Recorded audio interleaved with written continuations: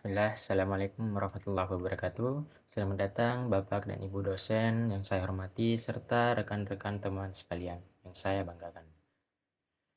Mohon izin, ini merupakan video ujian akhir semester untuk mata kuliah administrasi jaringan. Saya Aidil Hidayat dengan NIM 42523029 dari kelas 3B, program studi Teknik Komputer dan Jaringan, jurusan Teknik Informatika dan Komputer, Politeknik Negeri Ujung Pandang, tahun ajaran 2025-2026. Baik, langsung saja. Yang pertama-tama kita masuk pada instalasi cyber panel. Nah, pada penginstalannya, saya memasang cyber panel pada virtual machine milik Proxmox yang telah disediakan oleh pihak kampus. Nah, kemudian untuk hardware-nya sendiri, persiapan server, saya menggunakan sistem operasi dari Ubuntu Live Server dengan versi 24.04.3. Kemudian alokasi memori saya berikan sebanyak 4 GB serta storage sebanyak 20 GB dengan prosesor 2 core. Oke, adapun beberapa hal-hal yang perlu diperhatikan pada proses instalasi sebelumnya, yaitu pada saat konfigurasi awal cyber panel, pada login, kemudian pengaturan hostname, pengaturan port, dan pengaturan firewall, itu perlu dilakukan secara baik agar penginstalan cyber panel berjalan dengan lancar. Kemudian, pada akhir penginstalan, kita diberikan semacam kredensial ataupun akun yang akan kita gunakan untuk mengakses halaman cyber panel pada link berikut. Nah, berikut adalah username serta password yang diberikan. Nah, berikut adalah halaman cyber panel dari virtual machine yang telah kita install sebelumnya. Nah, bisa dilihat bahwa di sini terdapat berbagai macam menu, mulai dari manajemen website hingga monitoring website. Nah,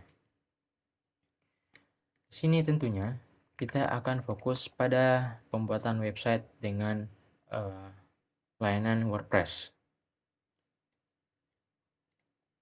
Nah, masuk pada pembuatan website baru pada cyber panel. Nah, di sini kita masuk pada halaman Create Website.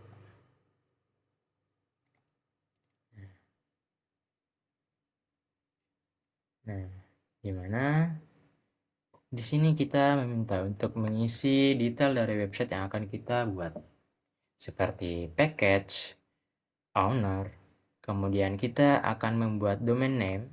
Pada studi kasus ini saya menggunakan domain name dengan nama bizchat.id, kemudian dengan email serta bahasa pemrograman PHP dengan versi 8.1.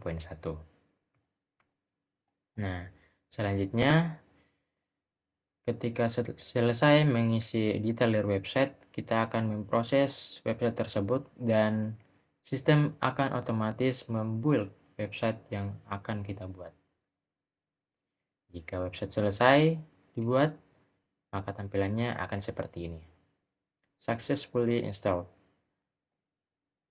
Oke, kemudian kita masuk pada pembuatan database. Nah, di sini create database. Nah, di mana beberapa hal yang perlu kita buat. Pertama, kita memilih domain yang sebelumnya telah kita buat. Kemudian kita mengisi database name, database user, serta password yang nantinya akan kita akses. Jika sudah, kita create database hingga muncul pop-up database selesai dibuat. Nah, jika sudah, kita perlu mendownload package WordPress dari luar, yaitu kita dapat mengunjungi URL id.wordpress.org/download. Nah, di sini kita unduh WordPress dengan versi 6.9. Nah, jika sudah di-download, kita perlu menguploadnya.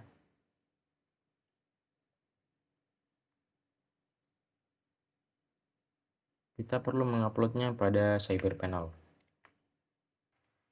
Nah, teman-teman dapat mengakses file manager untuk mengupload package WordPress yang telah kita buat. Nah, di sini teman-teman boleh masuk ke menu website, kemudian list website. Nah, di sini tertera domain yang sebelumnya telah kita buat. Nah, contohnya ini, kita akan melakukan manage. Nah, teman-teman bisa menempelkan file yang sebelumnya telah kita download, file WordPress, dan mengekstraknya ke dalam sini. Nah, di sini merupakan beberapa file-file yang telah kita ekstrak yang sebelumnya telah dimiliki oleh package WordPress tersebut.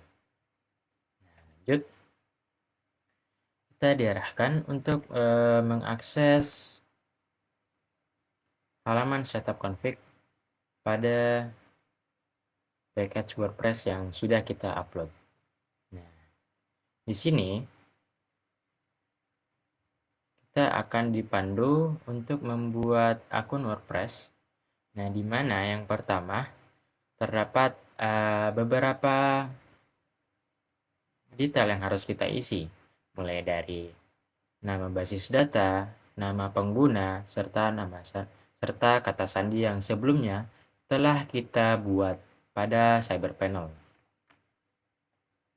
Contohnya yang ini. Nah, nama database ini sama nama user serta password itu kita gunakan untuk mendaftar untuk membuat WordPress.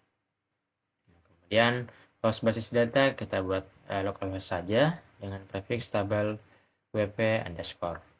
Selanjutnya kita diarahkan untuk mengisi informasi-informasi detail mengenai situs yang akan kita bangun, di mana di sini kita akan mengisi judul situs, nama pengguna, serta sandi. Dan tak lupa pula kita diarahkan untuk mengisi email asli ya, teman-teman. Kalau sudah, kita lanjut untuk menginstal WordPress. Nah, jika berhasil, akan muncul pop-up seperti ini. Nah, kemudian kita boleh masuk melalui link yang ada di sini. Kita masuk menggunakan nama pengguna dan sandi yang sebelumnya telah kita daftarkan. Dan boom, kita masuk pada halaman control panel dari WordPress yang telah kita install. Nah, di sini saya coba mengaksesnya.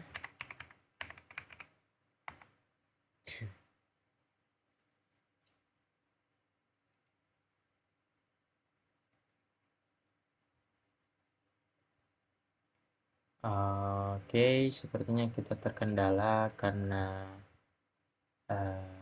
jaringan yang kurang memadai. Dikarenakan saya ini melakukan remote control dari rumah. Oke, tidak apa-apa, kita lanjut saja. Dan jika kita mengakses domainnya saja, maka halaman utama website atau landing page atau nama filenya yang sering kita sebut sebagai index.php atau .html akan tampil pada layar kalian. Di sini. Oke, kemudian untuk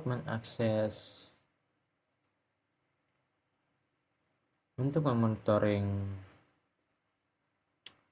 website yang kita miliki,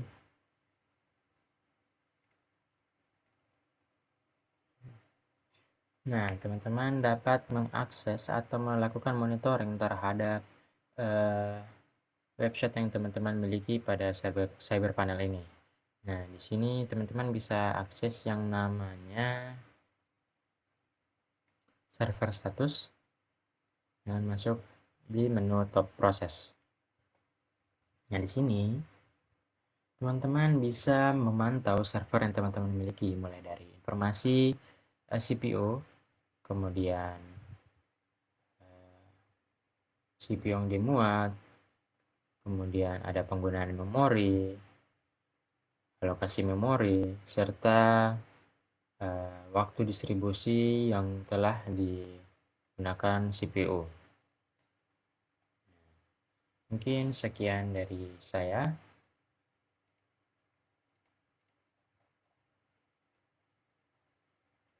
Sekian demo sekaligus presentasi ujian akhir semester mata kuliah administrasi jaringan. Saya Aidil Hidayat, pamit undur diri. Wassalamualaikum warahmatullahi wabarakatuh.